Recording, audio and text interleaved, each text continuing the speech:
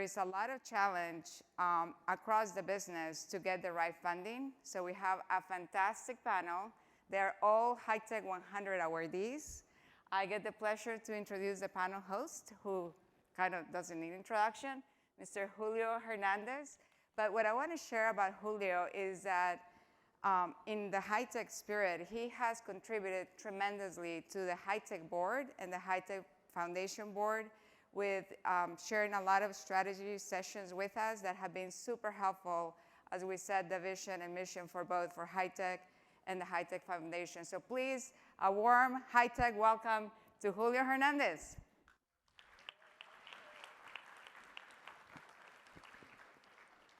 You guys are.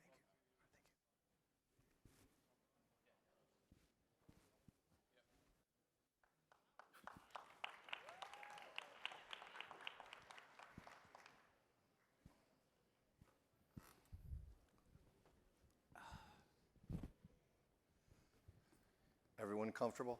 Yes. Okay. Yeah, these All right. seats are great. Got what you need? Perfect. The lights are bright. Excellent. So we just heard about scaling the highest mountains, and before that we heard about making sure our companies are aligned to making the world a better place. And I've got the podium here, so maybe I'll just roll this baby over. I'll probably break it. Never mind. So all that being said is the panel today is, I think, incredibly germane. So let me just set the stage, and then we'll have each of the panelists introduce themselves and share a little bit about their background, because it really is an illustrious panel. And as Patricia said, we do have members of the HITEC 100 here, so congratulations to each and every one of you. In terms of the context, though, yesterday interest rates hit, I think, the highest rate in the last 16 years. So capital is more expensive. I think we could all say that we've been navigating an incredible period of time since before COVID, but in the last 18 months, the outlook has been really hard for any of us to know. And so the executives that we work with and the leadership that we work with are really trying to navigate what to do, where to spend, how much to spend, and should they be conservative or should they be aggressive? Should they chase growth or should they batten down the hatches, so to speak? And then innovation doesn't stop. I mean, if you heard the panel yesterday on AI and more broadly generative AI, and you heard Steve talk about it as well. And the reality is that when we went and tucked into our Thanksgiving dinner last November, we weren't talking about generative AI the way that we were talking about generative AI on Christmas Eve.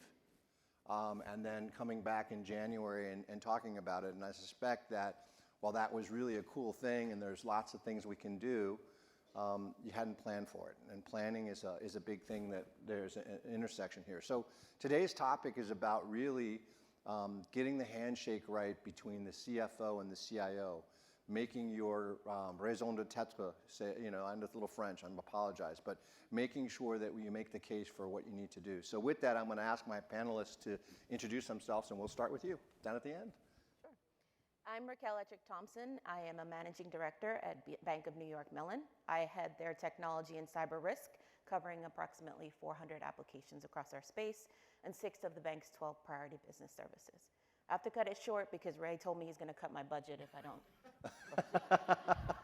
I do cut people's budgets when they make fun of me. That's something that I definitely do. My name's Ray Quiroga. I'm in the finance and accounting organization here at KPMG. I've been with the firm for 10 years. Prior to that, I have about 15 more years in various COO and CFO roles supporting enterprise-wide IT. Most of my career was in financial services and banking, so very intense budgeting, very big IT budgets. I've been involved with HITEC since 2016, so once again, welcome to Lake House, everyone. I hope you're having a great time. Whenever I come here, I never want to leave, and I'm sure you're all feeling that as well. So with that, Yamila? Yep. Hello, everyone. Okay, and hopefully we get some excitement in here, because I know everybody's been partying last night. Woo! All right. So Yamila Harris, for those that don't know me, rhymes with tequila, if you ever forget it. Not to be confused with margarita, which also has tequila in it. And I am the global head of IT support and user experience for a company called Munich Re, one of the largest and oldest reinsurance companies in the world. So as you can imagine, there is a lot of regulatory compliance and risk mitigation that goes with that. But anyone that knows me knows I am slightly an agent of chaos. So always looking for creative ways to ensure that we can get funding and keep the innovation going. Also, very important, since we didn't do the check-in, I am representing the small Cuban population that's here today. All right. Oh, yeah, for sure. Hello, everyone. Good morning. My name is Dina Jones. I work for Fannie Mae. I lead the office of the CIO at Fannie Mae. And the CIO organization is just over 3,000 employees, just over 5,000 total workers. But a lot of my role, besides with finance, is a lot of it is people, day-to-day operations of people. And if this is a true CIO-CFO conversation, real life, I hope it gets a little contentious with Roy, because that's... There you go. Stir the pot. Stir the pot. There we go. Yeah. Alan? Hi, good afternoon, everybody. My name is Alan Rosa. I am the head of Global Enterprise Technology Services for CVS Health. Interesting topic, CIO-CFO relationships. CVS Health is not Fortune 5, it's number 5. And we have a lot of CFOs that we have to negotiate with on a regular basis. I've been in technology for 25 years. I am a trained attorney as well. I've held various roles in industry, but a CISO on a couple of occasions, the CIO on a couple of occasions. So from regulatory, risk, negotiation with CFOs, and deploying technology is a passion. I represent Aguadilla, Puerto Rico. Excellent, excellent. So as you can see, we do have some experience up here, and I think it'll be a great conversation. So let's start with you, Alan, because first of all, you just said you were a lawyer, and therefore you can make a great argument. So how are you in your role representing the IT organization, really making your arguments to the CFO for funding? But I want to talk about that in 2 dimensions. One is all of us have to run the business, and then we have to invest in the business. How's that conversation going? How are you making the case? So CVS is a complex ecosystem of 3 distinct Fortune 50 companies. Our Caremark pharmacy business, our Aetna insurance business, and then our retail business. And in some ways, they have to run independent of each other. Certainly, regulatory requirements require us to air gap the ways in which we transact within ourselves, let alone the way that we transact with the market. The things that I pivot off of are investments that drive efficiency, investments that drive down risk, and investments that drive engagement, both consumer engagement and internal colleague engagement. 300,000 colleagues across the CVS companies means that we have to be very thoughtful and creative in the way we maximize those investments to drive participation in the way we do things digitally. Methods of negotiation commonly fall to some of the more common elements of return on investment, how quickly can we get there, adaptation, and then penetration across all the CVS markets. So that's things that our CFOs look for. On the other side of it, it's going to be what percentage of that can we also reinvest in ourselves for research and development and innovation. There's an incredible amount of opportunity that CVS is now capitalizing on through our recent announcements that we want to drive the future of the company through digital, through innovation. And that requires quite a bit of experimentation. So, when we talk to our CISO, when we talk to our investment committees, they're talking about, hey, how are we changing the parameter in which we're operating in the market? When we talk with our CFOs, they're talking about how are we minimizing financial waste, especially as the cost of capital increases. So finding that middle ground can be tricky. But the good news for us is that we have CFOs that are very progressive technically. They want to see the innovation. They know they have to change their businesses, and they know over the next 3 to 4 years, the manner in which we operate is going to continue to grow as we move from being a $360 billion company to being a $400 billion company. These things all have to feed across themselves. That's great. And Dina, you were sharing a little bit about your background as we were in the green room. I didn't see the cocktails. You know, I always think the green room's going to have cocktails and canapes, but all that. But anyway, as we were in the green room, how do you see it? Yeah, so first of all, Fannie Mae, we exist to really provide liquidity in the housing market, right, to make home ownership possible. Yeah, so interest rates mean a lot to you. For sure, right? And it can be a complex business model. But when it comes to prioritization, we've done a lot of work to try and provide more transparency and simplify the conversation. As I'm sure everybody has experienced, right, there's always not just tension with the CFO, but with your business partners, right? And really being at the table to understand the technology investments we need to make, right, to really support their priorities. And so what we've been leveraging for maybe about 2 years now is what we call a work alignment framework. And we use it across the enterprise, and it's been pretty effective. And we basically align the work and the priorities across maybe 4 or 5 categories. So the mandatory work, the must-dos, we just have to, right? Production support, things like that, mandatory maintenance. And then you have your business priorities. Of course, we have regulatory priorities. Like Yamela and Al mentioned, a lot of what we do is based on risk and our regulators, our conservator. So really focused on just the mandates we have to do to support that, along with the business priorities and then the innovation. Right. And that we align the work across those categories, and that's really helped to bring that transparency. And you can see where we are making those investments and how much we are allocating across all of those categories. And within that, we can make decisions on, because really we're managing almost like fixed capacity, right? And so where do we want to make those trade-offs? And in our organization, the CIO, we do that as a leadership team, right? Each person comes to the table, they have to manage their own division, of course.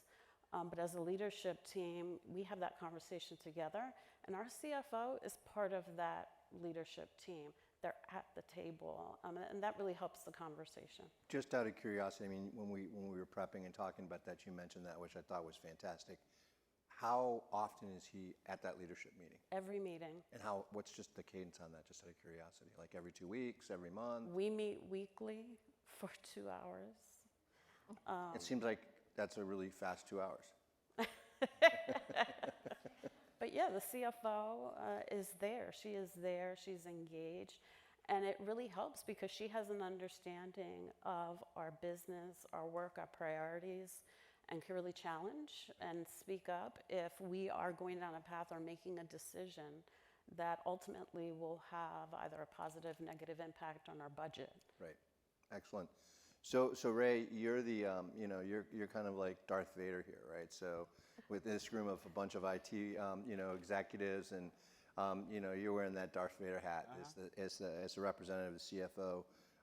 What's your take on the question?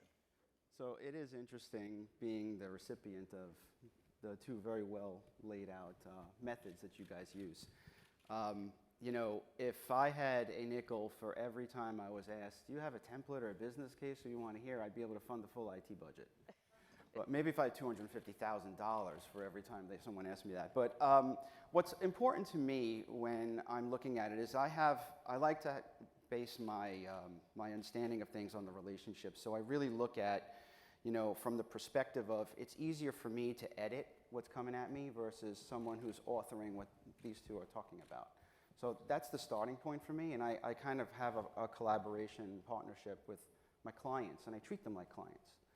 It's very much part of the culture here at KPMG to treat service like that. I am a member of the leadership team. I do one-on-ones with the members of the leadership team to try to stay in touch.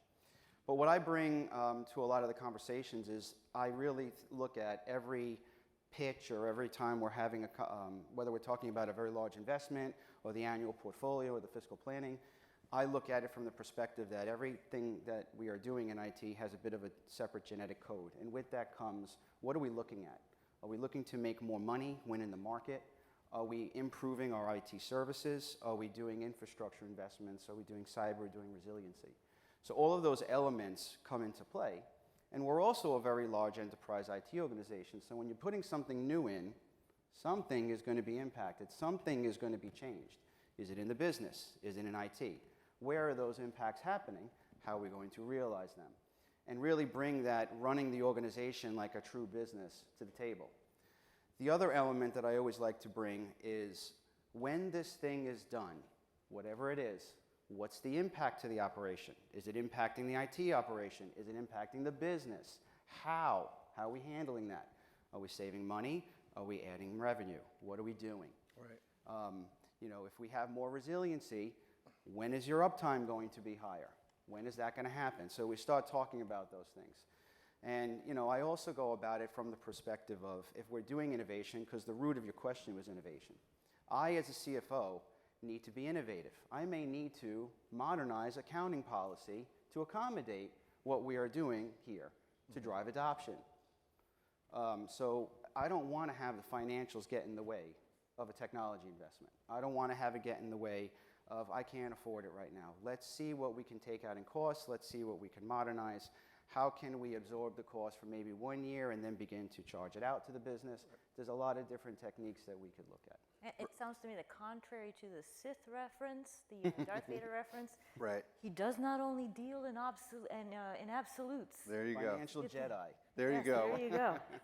There you go. So Raquel, you know, one of the things is all of us are trying to do the right thing. It's the seat that we're in, and it's amazing how much the seat that you're in influences how you position things and what you want to get accomplished.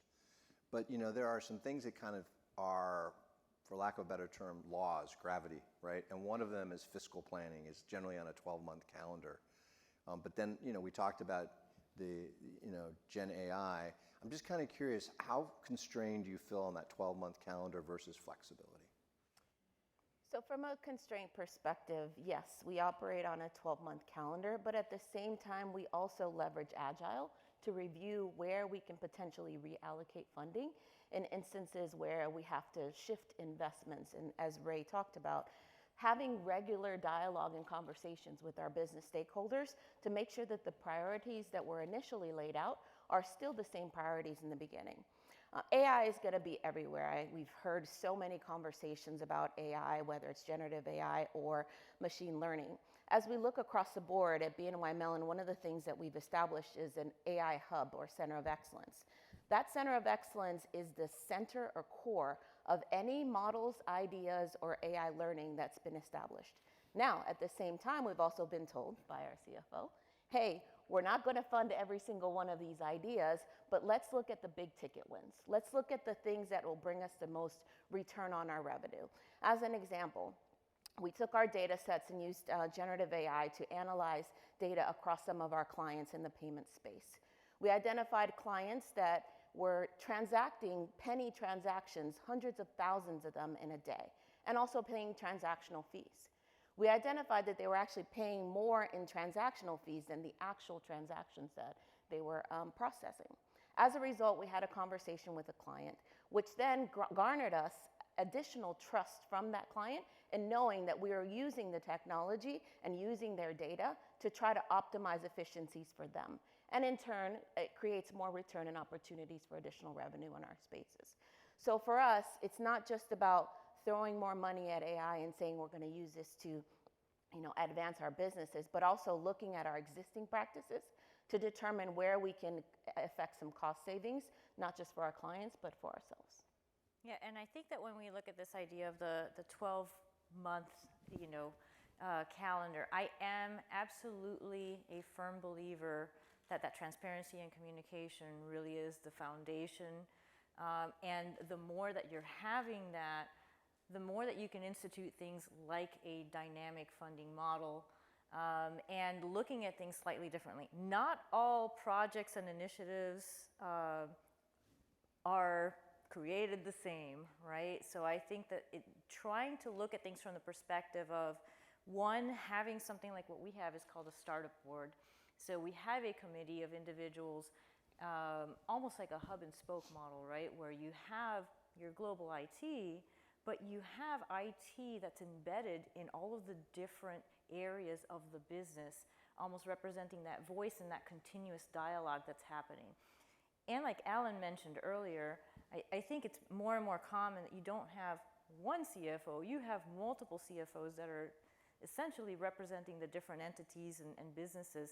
So making sure that those are part of the conversation. The more that you have IT embedded into those businesses and having those conversations, the easier it becomes to come back and say, all right, yes, we have 12 months. Yes, we have strategic initiatives that require quite significant, proactive and forward thinking.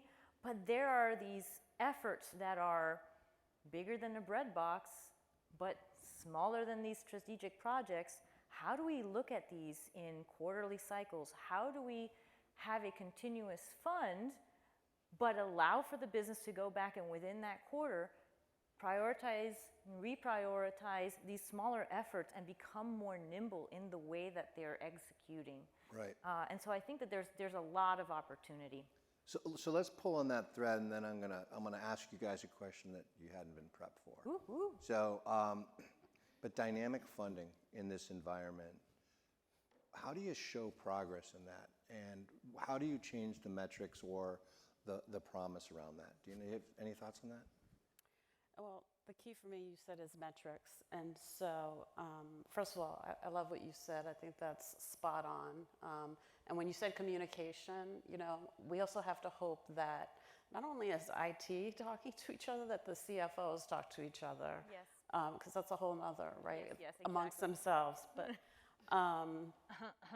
for us, we leverage OKRs, objectives and key results. And it's part of our prioritization process. In the CIO across Fannie Mae, we are a little more mature than the other divisions in doing it. They're starting to do it. One thing we do for sure, this is the time of year where we are looking, reassessing our enterprise strategy. And then when we understand what the strategy is, and the strategy doesn't always change very much year to year. Sometimes it's just some tweaks. But once we understand the strategy, we look at our objectives, which should align to that strategy, and we set our priorities, right? So you have your objectives and then the key results, and they're all connected. And so, like Raquel said earlier, agile is key, right? And so we have to build the process, the infrastructure, so that we are looking at it not once a year, monthly, quarterly, and we can pivot. And we measure that by our key results. And we set the targets aspirational, right, but achievable. And if at the end of the year we hit maybe 65% of them spot on, that's good. That's right, industry average. But every month my team looks at the results, and if we see something that needs to be adjusted, we're having that conversation as the leadership team. If we need to replace a key result, we're looking at that. It's a constant conversation. And, in technology, today, it's generative AI, next month it could be something else. Right. And so we have to be ready. And so we have set aside, from an agile perspective, right, the expectation is that teams are setting aside capacity for the unknown, for the unplanned. And we have budgets set aside if we need to, take that and invest somewhere. So I want to come back to this statement about capacity in just a moment, but Yamila's up here telling us that she's the pot stirrer. So in that environment of dynamic funding and all the rest, how do you get your share? All right, so I'm gonna, and look at this, without prepping, I'm gonna quote two things here. So one, everyone knows who Albert Einstein is, right? I hope so. Crazy hair, yeah.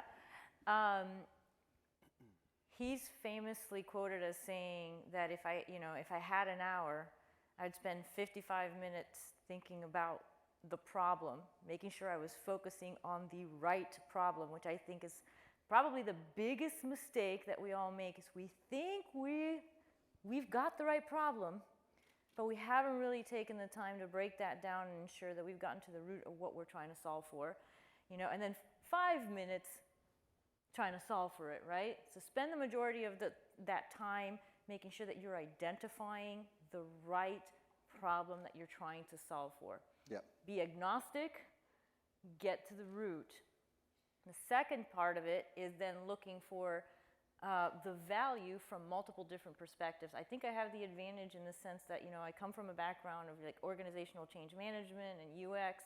So thinking about not just, the person that's using the interface on this side of it, but what's happening operational on the other side of it, what's happening to the business and the bottom line. So looking at it from the multiple perspectives, I think helps me to then tell the story. And this is where the other quote comes in, because when it comes to telling the story, Maya Angelou, one of my all-time favorites, I'm going to paraphrase, people will forget what you said, they'll forget what you did, but they'll never forget the way you made them feel. So make sure that you understand the person at the other side of this conversation, and you're telling the story. Yes, you have to have data behind it, but you're telling the story concisely in a way that can be consumed, and in the way that they realize that you've taken into account risk and value from the various perspectives. So you couldn't have been a better straight person for the way that you teed it up. So the curveball question is this, and let me just frame it up. So, we're all here together, and there's been a lot of side meetings, side conversations, introductions, networking, et cetera, et cetera. But there are some thematics that you get, right? So 2 days ago, we had our leadership development program. We also had our board readiness program. And, we're here to basically lift each other up, push each other up. But at the same time, you develop, we're a bunch of allies here, right? In fact, I was amazed as I was sitting and looking at all the questions with the last speaker, which was unbelievable. Every person speaking asking a question was a woman. That is very unusual. Yeah. I don't know if you noticed that, Yeah. but every person was a woman, right? Yes. So in that context, not everyone being a woman, but in that context of allyship and all the rest, how do you build allies, and how do you do stakeholdering? So you talked about, Alan, got 3 businesses, lots of CFOs, right? If you're talking about the stores, it's point of sale, it's all kinds of stuff. It's making things more digital, more It's security, because things are walking out the door in a way that's just atrocious these days, right? And on the other hand, you got your PBM, which is very different. Then you've got your how do you manage the orchestration of those stakeholders, right? It's not just, the reality is if it was just the CFO and the CIO, it'd probably be an easier conversation, but you got the business, you've got marketing, or you've got sales, or you've got, clinicians. So tell us a little bit about that, orchestration. All right, so it starts with culture. I'm just listening to the constructs that are traditionally used, and there's an enormous amount of inertia that's built with all these various committees and these OKRs and whatnot. And so you have to think about how your constituents feel. So let's take the IT side for a second. We're trying to build highly progressive technical organizations that get things done at velocity, speed, and scale. Right? Moving away from traditional OKRs and SLAs to things that, for you DevOps practitioners, look more like DORA. Right? Launch velocity, consistency, how are we delivering capabilities? The kind of technical athlete that we look for today is highly experienced on a keyboard. So I value more expertise and skill than experience. Can you get things done at speed and scale? The leaders that we hire are distinguished engineers in practice. They're not corner office executives, right? And so they work with a very unique mindset. Get things done fast, experiment and fail. We love that about them, but they also can create some risk. On the other side of it, you have a very mature financial practice. Right? We talked about modernizing accounting processes and financial processes and systems that allow engineers to work at speed and scale. That constructive tension begins to build. Right? So how do you get these two different parties to talk to one another? Right? We use some traditional tactics, finding common ground. Right? Can we align around mission, value, and purpose? What are we trying to achieve? Putting the customer first, putting the colleague first. That tends to stabilize the conversation. And then on top of that is, how can we move away from point-in-time principles and the manner in which we think about investments? So the budget. Technical engineers hate budgets. They have limitations. Innovators, Imagineers work without construct and limits. So how do we unleash that? We do it in 3 ways. Number one is we rely more on the mid-year forecast as a means of gauging financial health in the full end-to-end budget, because we know things change, and we adjust to that. Number two is that we are consistently reshuffling diversity of investments that we make. Making those killer field decisions super fast is going to help the general relationship health within your organization. If things aren't working, admit it and move on. Right? And then take that investment and put it into places that are going to drive satisfaction. And the third thing we do is we know and accept there's going to be a certain percentage of waste.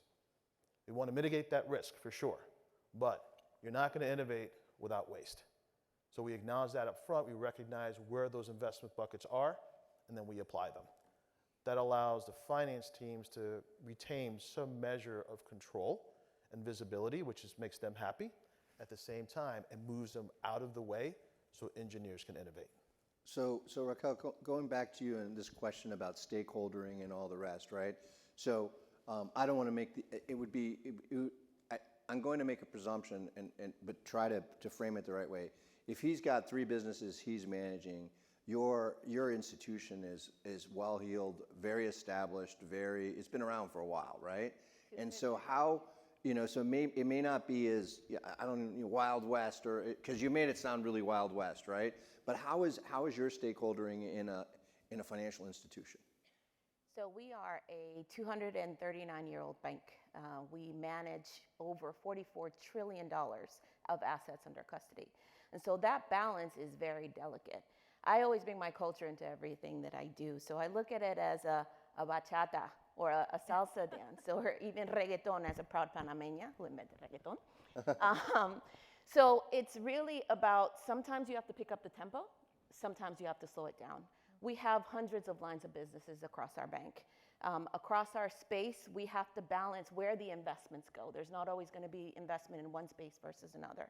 So that comes with some very crucial conversations in some cases where we have to show that the ROI isn't where it needs to be, and investments are defunded in some cases. And that cycle happens on a quarterly basis from a management business review perspective. That all across the bank comes with making sure that at the top, we're always looking at the bottom line, and we're always looking at the instances where our businesses have to be prioritized. You mentioned deprioritization, and Yamila did the same. When you think about things like digital assets, right? So many people are not talking as much about digital assets, about Bitcoin. Now we're talking specifically about AI. How do you shift from, the focus on those digital assets to something else without defunding that? It's really about those OKRs, the conversations, the priorities, et cetera. Looking across the board, though, I would say that not everyone is going to be happy. Even with technology, everybody looks at us as, technology is going to be able to automate every process and save me millions of dollars. That's not always the case.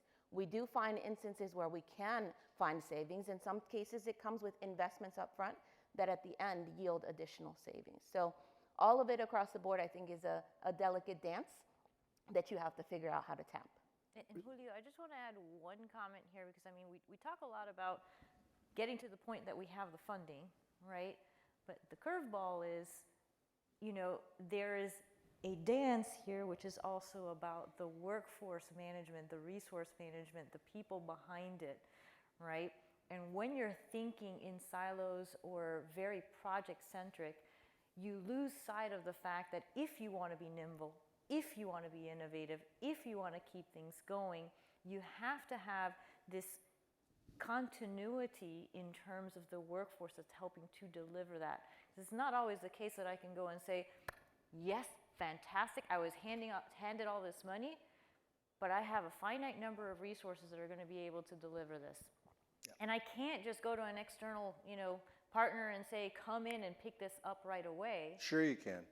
Yeah. Shameless plug, I apologize. Yeah.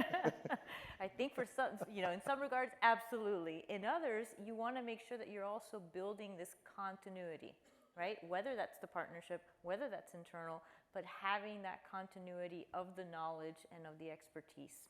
Yeah, and it's interesting because I think several of you have commented on this concept of portfolio, right? But it's not just portfolio of projects; it's a portfolio of your team, Yeah. right? And you've got I have an old friend that's kind of like getting two octopuses to dance. It becomes really hard because you got to try to line up all the suckers, right? And it's really hard, and so and you want to make sure you get that balance correctly. So I appreciate that, but it is a portfolio of the workforce. And you know, Dean, I said I was going to come back to you, and the reason I wanted to come back to you, said, and we keep some capacity in the system. You remember you said that, right? And we're talking about this, but we've also gone through this really tenuous time where people are looking for pennies, nickels, and quarters in the sofa, right? And they're shaking it, right? So you got this excess capacity there, which you know you need, right? But at the same time, maybe somebody who's looking for those. How do you protect that? How do you make sure that you have that capacity on? I don't want to call it on the bench, but you have it available, because not everybody can be utilized 100% all the time, because you do have to flex a little bit. I'm just kind of curious how that conversation goes. You know, it's a great question, and I love what you said, and it reminds me that we have been implementing this concept of capacity-based planning. It has not been easy. Let's just start there, right? It's really great to think about. We have full stack engineers, and the whole concept of full stack engineers and why it's important is that they can move seamlessly from one portfolio to the other. It's great to say it. It's really hard to do. But you know, we try. And so this is the time of year, especially when we're looking at prioritization, where do we need to shift our resources? Because yes, we can leverage our fantastic partners, right? But we look at our employees first. Of course. And where can we shift them, right? And so it starts there. And having a bench, I don't know that we have the luxury, maybe others here do. We don't have the luxury of having a bench, right? Pretty much people are at capacity, but through Agile, through PI planning, and in their sprints, you know, they need to leave some capacity for the unknown. But it really always comes back to the prioritization, you know, and when you were talking about stakeholder management, our CIO is part of the management committee. He is there with the senior leaders, so when they are talking about a new idea, a new investment, he's at the table. So he can weigh in from a technology perspective and really influence and guide those decisions, right? And really help to advocate for what's important for the CIO, if that's what they want to do. And I think it really starts there. Got it. So, you know, so just, you know, teasing out this idea of stakeholdering, Ray, when someone shows up at, you know, in your gilded office asking for money, You're getting all I'm sitting here, I'm waiting for it. Sitting here just waiting for it. No, but when someone shows up, talk to me about the stakeholders, right? So you can have the IT, the voice of IT, the voice of tech, making the case. But if they show up with the business, I mean, what are you really wanting to see around commitment, right? Around the stakeholders? So I think it's about everything that we've been actually speaking to, right? Where when you're looking at it, you have to assess it as to what the impact to the business is going to be. Sometimes that business is the business that supports the revenues of the organization. Sometimes it's the business that supports the support organizations, or it's the IT area. But what's important is how quickly we can get there, how we're going to deliver on it. Are we spending the right amount of money at the right time in the right places? And what is the return on those investments? What is the operational impact to it? You know, one of the things that I make sure of is that I always let the IT organization stay aware of what their cost base is to serve. What's the cost to serve? It's very important for the stakeholders to understand what this is going to cost them. The resourcing conversation we just had is critical because labor is a major part of an IT budget organization. 100%. And they are getting more and more complicated as time goes on. Yeah. You have organizations that must use US-based resources. You have emerging technologies that are not available all over the place. There's complementary skill sets with data that you need to accommodate. And what's most important is after you deliver this, because the business, the stakeholder might be willing to spend a little bit more money to get what they're looking for in the time that they're looking for it. You know, the whole thing, if you want it fast, you can't have it cheap, that kind of thing. But what's most important is the cost to serve, and where is that labor going to be located so that you are paying market prices? Are you remaining competitive? So it's all about that partnership and really discussing what the impact is to said organization. Some organizations like banks might have to have certain types of resources because they're limited by regulations. There could be some businesses that have clients who have to have their data supported by US-based, on and on and on. And all of that needs to go into the cost to serve, which is part of the margin of the business. Right. So, you know, Let me just add a little go bit ahead. to that. Raquel. I think it pulls a common thread, right? And Ray was talking about really risks at the end of the day. We have regulatory risks and implications, US soil requirements that impact the bottom line. If as businesses, we have to recognize and prioritize as we are pricing, that those regulatory impacts, those industry impacts, all have to be factored in the pricing. And sometimes it comes to a space where we're brought a deal in IT that we've sold and promised the world, and now we have to deliver it, but we haven't factored in all of the expenses it would take from an engineering perspective. The one thing we have in common from the CIO, not just one, I'm just pulling your leg, right? The thing that we have in common is that we have to account for the risks, because at the end of the day, it's the company business's bottom line that's most important, and we have to say no in some cases. It doesn't mean that the answer to every business is going to be yes. It has to be factored from a global perspective, and all regulatory and industry and reputational risks have to be considered. And I don't care what Julio says, Ray. I think as far as CFO goes, Thank you, Jamila. you know, Yeah, he's a good guy. I think you're a He's pretty good guy. progressive fella. So If only we could have the same level of education, I think, and I think that's probably another question, is getting that community better educated as well. So I want to make a statement, and then I want to ask a question, and I'm cognizant of the time here. The statement is, you know, as a guy who works a lot with clients, trying to help them transform from setting the strategic direction to thinking about the business architecture to the tech architecture, I would say that oftentimes when I see the business cases that are put forward for boards and others, they tend to focus on what I call efficiencies. And there's not enough teasing out, and I'm a front office guy, of the revenue opportunity, the customer experience opportunity, but equally you mentioned the risk opportunity or the avoidance of risk. And all I would challenge everyone in this room is to think about is that case needs to be as full-throated as possible and look at all the value levers that are there. Everything from, you know, the cost. Cost is always the easiest to identify, and tech has really increased productivity, but you talked about systems of engagement, or you talked about engagement. As a front office guy, if you can do something digitally with me or many others, actually I don't want to walk into your store, I don't want to call your contact center and all the rest, right? And so I just think about that. But here's the question, right? So we've got a myriad of folks in this room who are not beginning their career, but they're about to take the next step in their career. And then we've got an esteemed group of folks like you who are HITEC 100. If you could go back in time and say, I'm going to develop a couple of skills that will help me accelerate, or what were the 2 skills that you learned, what would you tell these folks out there to really focus in on? And we'll go this way. Diversify as much as possible. When I look back at my career, what are the things that I focused on? Certainly acquiring technology skills, and those skills need to be complementary and need to compile. Understand the periphery. So for me, I chose to go into law for a period of time.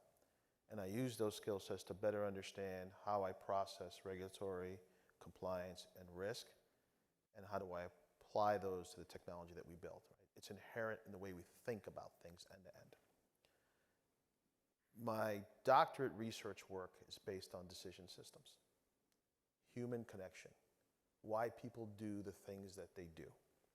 And so those 3 things tie in together to understand the human factor, the technical factor, and the legal factor.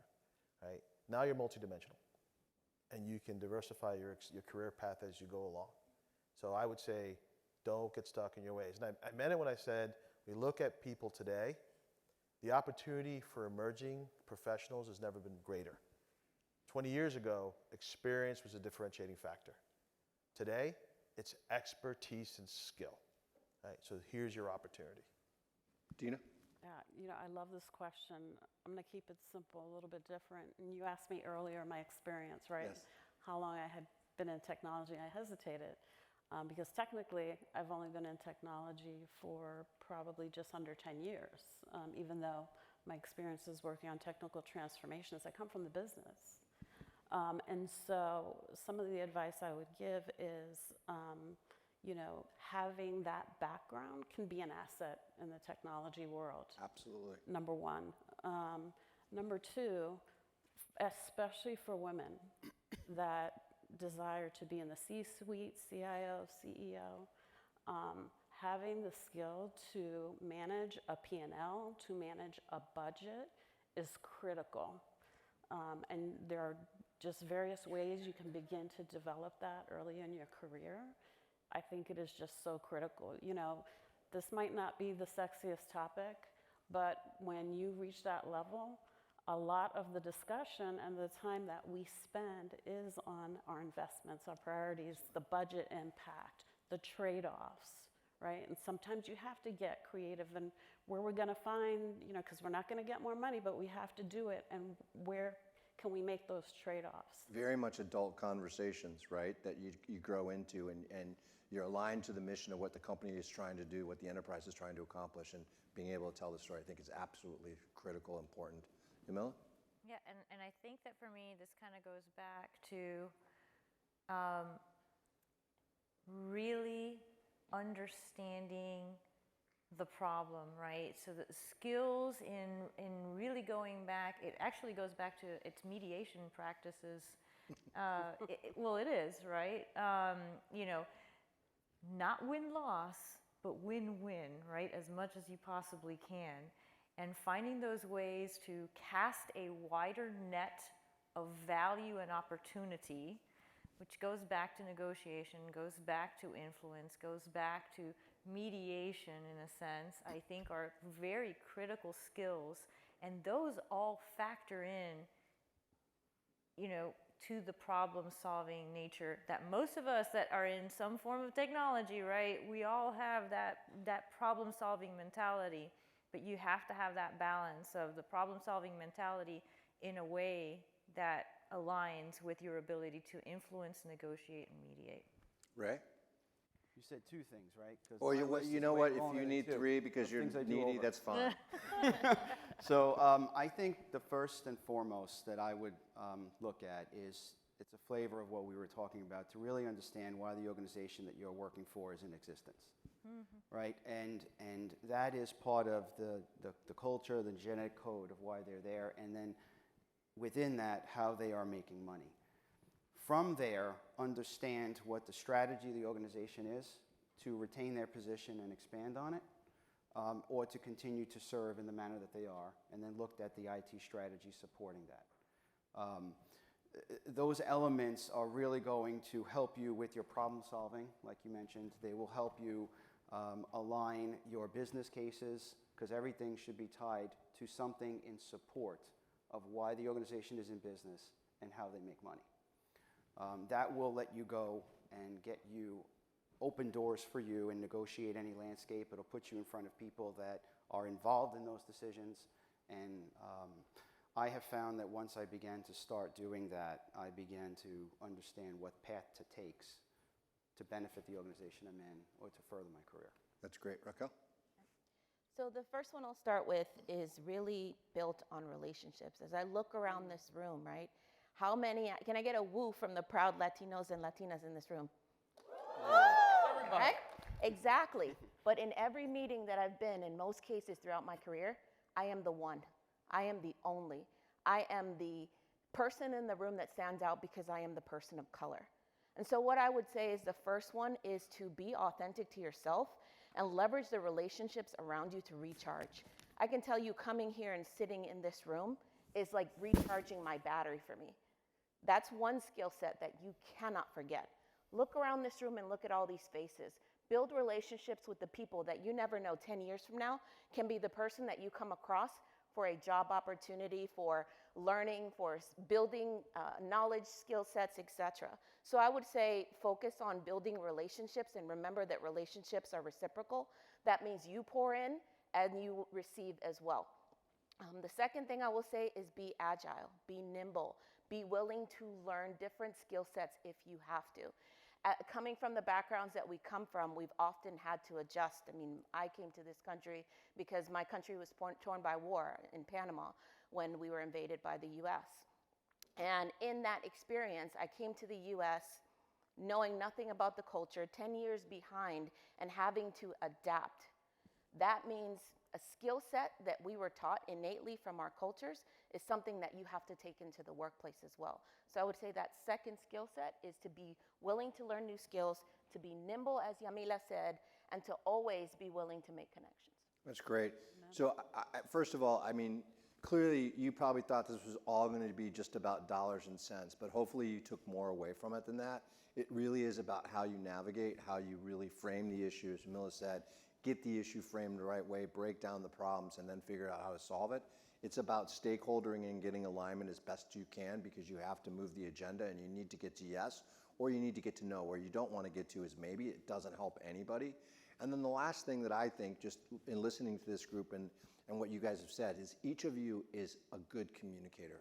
You're thoughtful and you can convey your ideas. And if you can't convey your ideas to the stakeholders you're trying to move, you're going to be challenged. And so again, I think, you know, each of you is a very, very good communicator up here, and I think that you've conveyed a really, really strong set of messages to the audience. So with that, we are out of time, and I want to thank each of these great communicators, each of these HITEC 100, each of these great people that I'm going to stay networked to. And so that is fantastic. Let's give them a big hand of applause. Thank you. And thank you to all of you for sticking around.